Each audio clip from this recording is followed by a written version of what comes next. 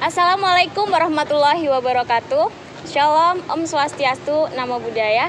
Salam kebajikan, salam sejahtera bagi kita semua.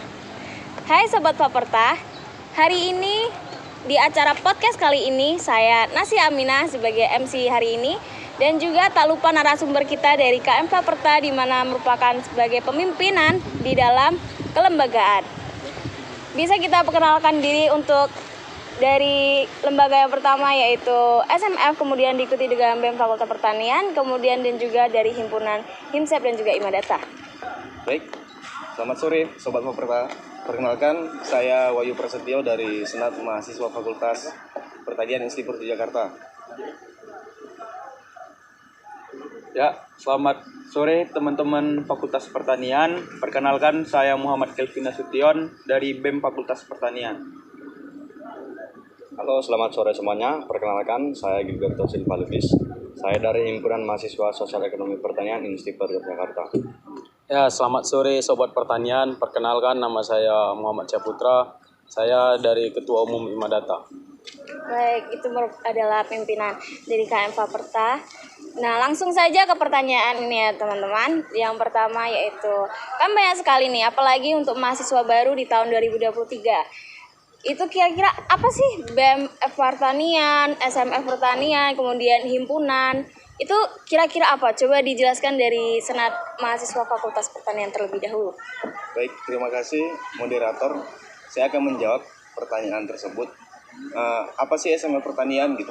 SMF Pertanian itu merupakan suatu organisasi atau lembaga yang ada di lingkup Paperta yang mana tugasnya itu menjadi salah satu wadah aspirasi teman-teman itu kami serap gitu. Jadi segala bentuk aspirasi teman-teman mengenai fasilitas ataupun yang berhubungan dengan kampus dan juga akademik itu kami serap yang nantinya akan kami kaji lagi menjadi satu keputusan dengan BMF Pertanian. Gitu. Langsung menyambut di BEM Fakultas Pertanian. Oke, terima kasih Ibu Moderator. Jadi buat teman-teman yang menanya ya, kira-kira BEM Fakultas Pertanian itu apa sih gitu kan. Jadi BEM Fakultas Pertanian itu merupakan lembaga eksekutif tertinggi yang ada di Fakultas Pertanian, yang dimana arah atau kinerjanya itu pada pure advokator.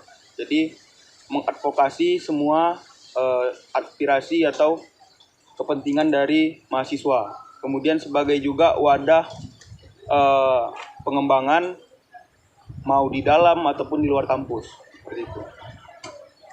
Nah, kira-kira nih jalannya untuk aspirasi ini bagaimana apabila boleh tahu? Karena banyak sekali mahasiswa entah yang baru ataupun yang lama itu terkadang masih bingung karena bisa jadi aspirasinya mungkin disampaikan dari temannya, kemudian temannya itu mungkin dari himpunan ataupun dari kelembagaan, itu mungkin dia masih bingung nih. Kira-kira di mana sih arahnya harus memberitahukan aspirasi-aspirasi terkait tentang permasalahan-permasalahan di kampus? Baik, kalau untuk mengenai jalannya aspirasi itu bagaimana? Untuk di beberapa waktu lalu dari Senat sendiri itu membuat barcode gitu. Jadi barcode itu yang berisi tentang data mahasiswa yang melaporkan aspirasinya, lalu ada aspirasi yang disampaikan, yang mana nanti itu kami letak di mading-mading gitu. Seperti yang kemarin itu sudah dibuat barcode mengenai aspirasi, form aspirasi gitu. Nah, setelah dari form aspirasi telah terkumpul, yang nanti akan diadakan koordinasi dengan BEM.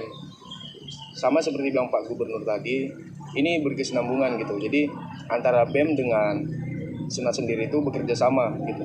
Kalau untuk mengenai aspirasi, ya pada intinya untuk teman-teman semuanya yang memiliki keluhan lah ataupun masalah gitu, yang berhubungan dengan kampus, terutama di jurusan ya, itu bisa mengisi form aspirasi yang telah kami sediakan. Untuk tempatnya di mana? Tempatnya sudah banyak kami sediakan, itu ada di kantin, ada juga di Mading Paperta. Dan untuk teman-teman jangan lupa untuk mengisi formnya karena itu menjadi salah satu kepentingan teman-teman juga gitu. menyambung ya Pak ya. Apabila boleh tahu nih ya, kira-kira apabila menyampaikan aspirasi tersebut, apakah nama dan juga NIM-nya juga akan tertera sebagai pelapor untuk permasalahan terkait di kampus ini? Oke, baik. Kalau untuk NIM dan nama segala bentuk data itu tertera. Nah, tapi dari Senat sendiri itu menjamin keamanan data-data dari teman-teman semua gitu. Jadi teman-teman itu nggak usah takut kalian mau mengisi data diri, terutama pada NIM dan juga data lainnya, teman-teman sendiri dari Paperta nggak usah takut gitu, karena kami dari Senat Mahasiswa Fakultas Pertanian menjamin untuk keamanan data kalian gitu. Baik, jadi untuk sobat Paperta jangan lagi untuk menahan diri ataupun memendam, apalagi terkait tentang permasalahan yang ada di Fakultas Pertanian khususnya ya juga ya teman-teman, agar bisa direalisasikan. Apalagi kelembagaan ini juga akan menjamin untuk semua keamanannya. Baik, langsung aja ya Pak ya, saya tanyakan terkait ini. Pasti organisasi memiliki budaya. Nah, di dalam kelembagaan ini budaya dan juga pengaruh bagi pengurus itu bagaimana? Ini dimulai dari mana? Mungkin kita bisa mulai dari himpunan terlebih dahulu ya. Oke, baik. Boleh dari minum himpunan kan saya, bagaimana? moderator? Boleh. Dari Gimana? Himsep dulu. Tadi kan udah dari data di luar. Budaya organisasi. Kalau yang paling sering itu paling salam. Salam itu. Kalau kita bertemu, ini kan di organisasi kan kita kan punya tingkatan struktural gitu. Bukan kadang sih. Biasanya ada ini teman-teman akrab kita yang menjadi pengurus kita, yang menjadi bawahan kita atau atasan kita, dan kalau di luar boleh bercanda. Cuman kalau ketika bertemu kita pakai seragam, kita berbicara tentang organisasi, itu harus pakai salam di mana-mana, dimanapun itu. Terus kadang juga ini kan dalam organisasi, kadang ada juga yang ketemu di luar pakai salam juga.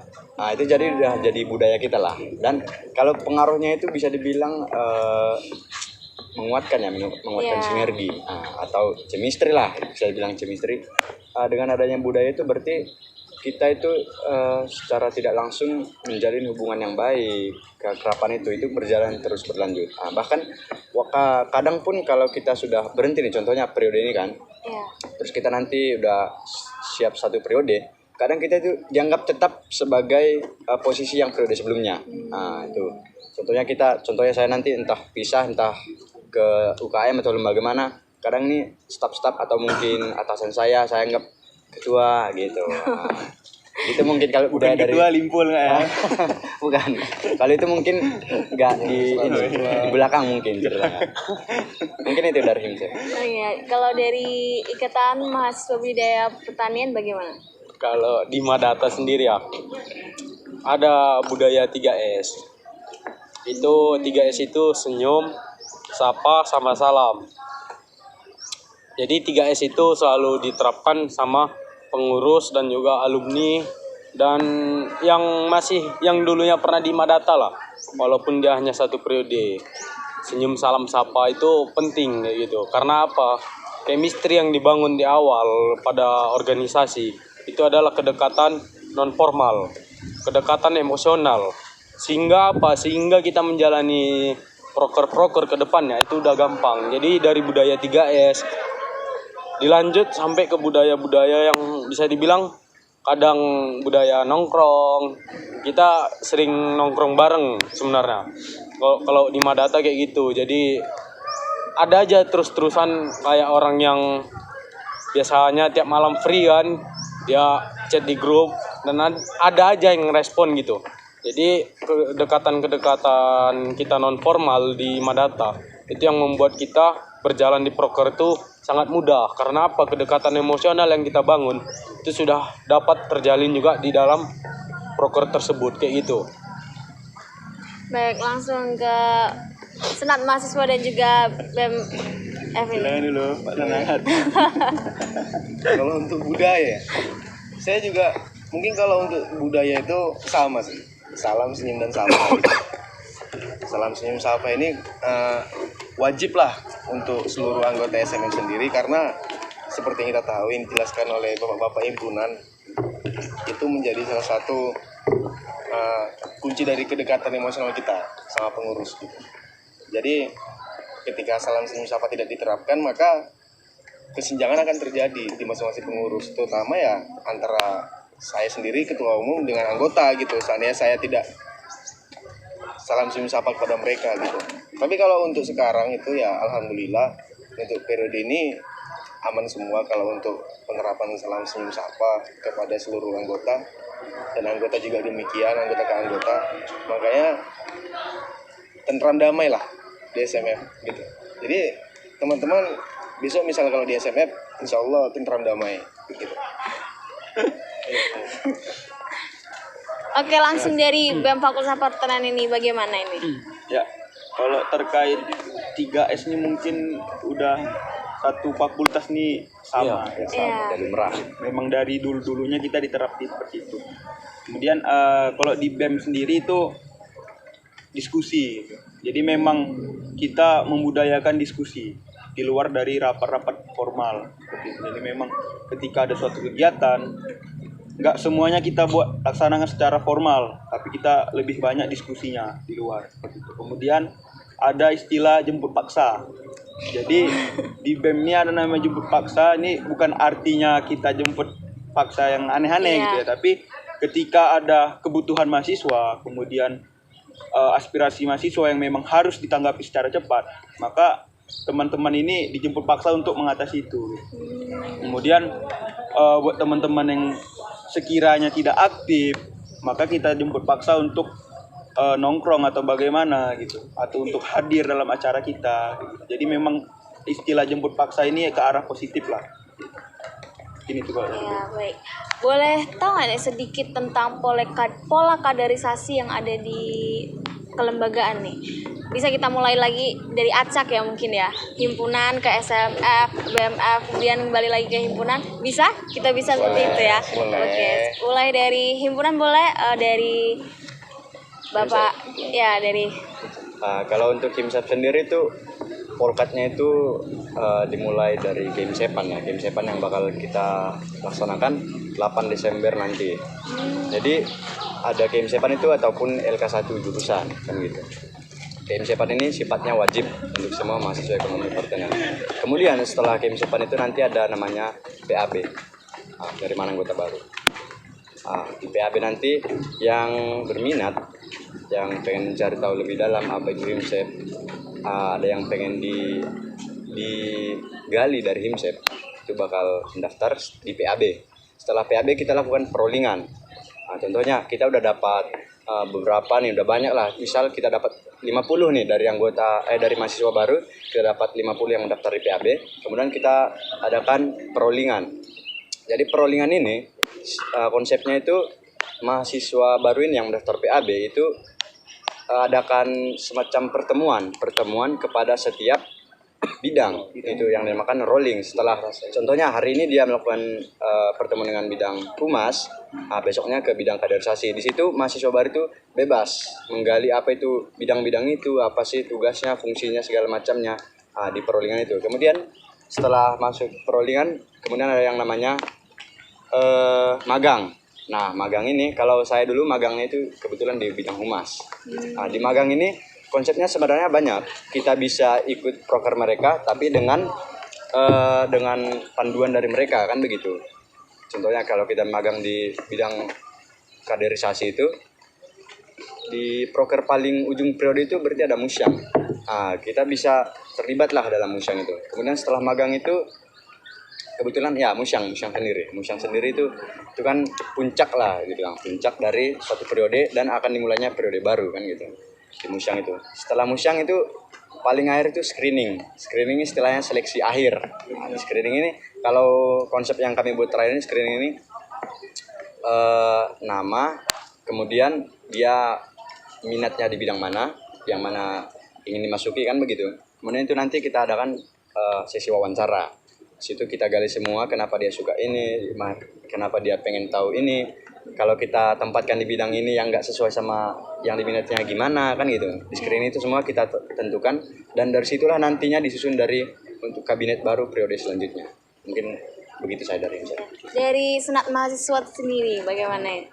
Kalau untuk Polkat sendiri dari Senat kebetulan sebentar lagi kita akan mengadakan namanya itu open recruitment untuk teman-teman Faperta yang mana seandainya teman-teman ingin gabung dengan SMA Pertanian gitu. Jadi setelah itu akan dilaksanakan sama seperti dari HIMSEP itu ada magang juga gitu. Magang ini fungsinya apa? Fungsinya itu untuk memperkenalkan dari masing-masing komisi ini tentang tupoksinya masing-masing gitu. Jadi setelah kita dapatkan nanti di periode baru anggota-anggotanya, kita akan menentukan untuk dari anggota ini masuk ke komisi mana gitu. Jadi setelah itu kita akan mengadakan namanya upgrading, yang mana upgrading ini tujuannya sebagai langkah awal teman-teman yang ada di SMA Pertanian biar lebih paham dengan tugas pokok dan fungsinya gitu di masing-masing komisi gitu. Jadi upgrading ini tidak hanya diikuti oleh anggota komisi, tapi BPH juga ikut gitu, karena dari BPH sendiri juga ada fungsinya dan juga ada tugasnya gitu. Jadi seluruh anggota senat lah harus mengikuti namanya upgrading gitu. Maka dari itu upgrading ini sangat penting karena jika tidak dilaksanakan maka anggota senat sendiri tidak akan paham lah dengan tugasnya gitu. Ya mungkin selanjutnya ya berjalan aja gitu untuk tugasnya. Mungkin itu. Baik, lanjut dari Imadata terlebih dahulu coba. Kalau dari Madata sendiri ya mengenai pola kaderisasi. Jadi pola kaderisasi di Madata itu pertama itu ada namanya TOPMA, Training Organisasi Profesi Mahasiswa Agroteknologi, ya kan. TOPMA itu kan yang akan dilaksanakan sebenarnya nanti malam. Kebetulan. Nanti malam ya. Pembukaannya akan ada nanti malam. Mungkin bisa dikasih tahu Pak tanggal. Ya, jadi TOPMA itu kita adakan di Desember, lalu kita ada namanya PAB, penerimaan anggota baru atau oprek. Itu biasanya kita lakukan setelah dari TOPMA. Paling lama itu biasanya 2 minggu setelah dari TOPMA terlaksanakan. Setelah mereka oprek ataupun sudah menjadi anggota baru kita, itu ada namanya perollingan divisi. Perollingan divisi itu di setiap minggu mereka itu pertukaran dengan divisi-divisi lain. Seperti misal minggu ini di Humas, minggu depan di Minbat. Jadi mereka ini ya mempelajari semua divisi yang ada di Madata selama 5 minggu kayak gitu. Setelah adanya perollingan divisi, itu masuk ke manajemen event namanya. Jadi manajemen event itu mereka sebagai anggota baru, mereka disuruh membentuk sebuah kepanitiaan di HUT dan juga di Musyang. Dengan mereka tetap diawasi seorang SC, steering committee. Jadi kayak gitu. Setelah ada manajemen event, mereka sudah membuat HUT, mereka sudah membuat Musyang. Disitulah mereka dituntut untuk berkreasi di setiap kegiatan-kegiatan Imadata. Jadi itu tema ataupun konsep dari HUT dan juga Musyang. Itu konsep dari anggota baru tersebut. Setelah dari situ, mereka nanti akan namanya mengalami polkat, yaitu sebelum Musyang mereka ada namanya kajian ADRT dan juga simulasi Musyang. Mereka akan mengalami simulasi Musyang dan juga kajian ADRT. Agar apa? Agar di dalam Musyang itu kan sebuah acara yang bisa dibilang sakral. Karena apa? Karena di situ banyak keputusan-keputusan yang diambil untuk perjalanan organisasi ke depan. Jadi mereka dilatih pada saat di Musyang, mereka akan menjadi beberapa panitia dan juga menjadi pimpinan sidang seperti itu. Sehabis dari Musyang dan juga kajian ADRT, mereka akan namanya di pola kaderisasi diklat atau pendidikan lanjutan. Tetapi diklat ini mereka sudah menjadi pengurus. Tetapi apa yang kita berikan di diklat yaitu lanjutan-lanjutan dari pola kaderisasi yang sebelumnya. Jadi ilmu yang diberikan pada saat diklat itu ilmu tambahan untuk mereka menjalani sebuah organisasi khususnya Imadata. Jadi di diklat itu udah lengkap lah ilmunya, udah full, tinggal mereka eksekusi ke depannya. Seperti itu kalau pola kaderisasi yang ada di Imadata. Dari BMF sendiri? Oke. Kurang lebihnya itu sebenarnya sama. Tapi sebelumnya kalau kita di fakultas sendiri ya, itu baru tahun ini yang ada namanya staf magang. Nah, jadi kenapa dibuat staf magang? Karena baru tahun ini juga kita buat oprek bareng gitu. Jadi staf magang itu sama juga. Jadi inti atau tujuannya mereka yang calon pengurus agar memahami masing-masing dari fungsi departemen maupun yang ada di dalam organisasi tersebut gitu. Sebenarnya sama fungsinya. Jadi memang mereka nanti dibuat rolling per departemen atau bidang segala macam, kemudian mereka bakal ditetapkan untuk memahami, mengkerucut lagi ya, untuk memahami masing-masing departemen yang dia udah diletakkan di situ seperti itu. Dan kemudian beranjak dari calon pengurus, ketika mereka jadi pengurus, maka pola kaderisasi yang mereka harus lalui yang pertama itu ada upgrading, itu sama mungkin ya, upgrading, kemudian ada diklat juga. Nah, setelah diklat dan ada namanya sekolah keberlanjutan kalau di BEM gitu. Jadi memang entah setiap bulan sekali, entah 3 bulan sekali ada sekolah untuk pengurus, untuk menambah pengetahuan atau potensi dari pengurus sendiri gitu. Membicarakan tentang pengurus nih, kira-kira apa sih yang udah dipersiapkan? Boleh spill sedikit nggak tentang persiapan open recruitment ini? Spill sedikit aja, apalagi ini di Desember ini kan sudah mulai dibuka ya kan? Atau udah akan dimulai. Kira-kira ada nggak spill sedikit untuk persiapannya? Mungkin atau siapa? Sebenarnya untuk yang kita siapkan ya dalam oprek ini, kalau kita dari BEM ini karena ini masih awal, jadi kita benar-benar menyusun kalau bisa kita bilang silabus. Jadi silabus ini untuk bagaimana calon kepengurusan BEM selanjutnya ini yang harus diberikan kepada mereka. Jadi memang benar-benar kita menyusun ulang kembali apa yang harus diberikan sama mereka dan capaian-capaian apa yang mereka harus dapatkan. Gitu. Jadi memang persiapannya ya kita karena baru tadi harus mempersiapkan silabus tadi. Kemudian kalau untuk ya kita kurang lebih dari media sosial aja gitu, persiapan segala macam. Dari yang lain mungkin? Tambahan aja. Ya. Kalau untuk oprek sendiri, untuk teman-teman Faperta nggak usah khawatir, sabar gitu. Karena masih kami susun gitu. Nanti kalian tinggal tunggu aja hariannya. Kejutan gitu ya. Ada kejutan lah, bagus lah. Karena ini merupakan oprek pertama kali kita bareng nih, lembaga gitu. Karena pada periode inilah gitu kita bareng-bareng gitu. Untuk teman-teman mahasiswa baru angkatan 2023 ya. Nah, tunggu aja gitu. Jika teman-teman ingin masuk ke lembaga. Bagaimana persiapan kalau di himpunan ini? Siapa dulu? Saya dulu ya. Oke. Sebelumnya tadi saya lupa sebenarnya ada satu di Polkat tadi melanjuti perkataan saya urutan Polkat tadi. Ada satu ketinggalan itu namanya LKTL. Pelatihan kaderisasi tingkat lanjut. Jadi LKTL ini tadi kan LK1 yang KMSEPAN itu wajib untuk seluruh mahasiswa baru yang ekonomi pertanian kan gitu. Nah, untuk LKTL sendiri ini untuk mahasiswa yang terdaftar dalam PAB.